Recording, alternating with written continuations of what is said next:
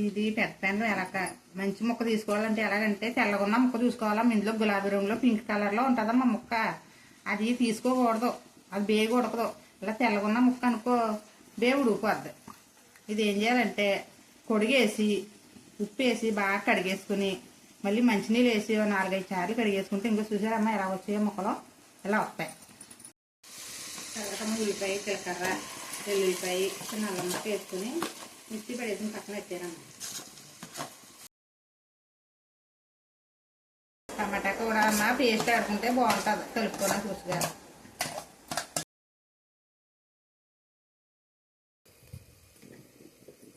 అరవమ్మా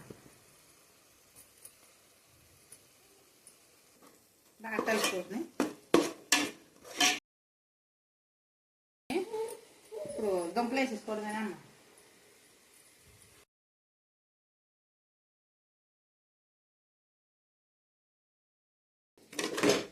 ఒక 5 నిమిషాలు ఉన్నాక కొన్ని నీళ్ళు వేసేసుకుంటే అంతేనమ్మా, పెండం కూర అయిపోయింది. ఇదిగో అమ్మ దగ్గర పడిపోతుంది, ఉడుకుతుంది. ఈసారి కొన్ని నీళ్ళు వేసేసుకుని మూత వేసుకుంటే అయిపోద్దామంటే అయిపోయింది.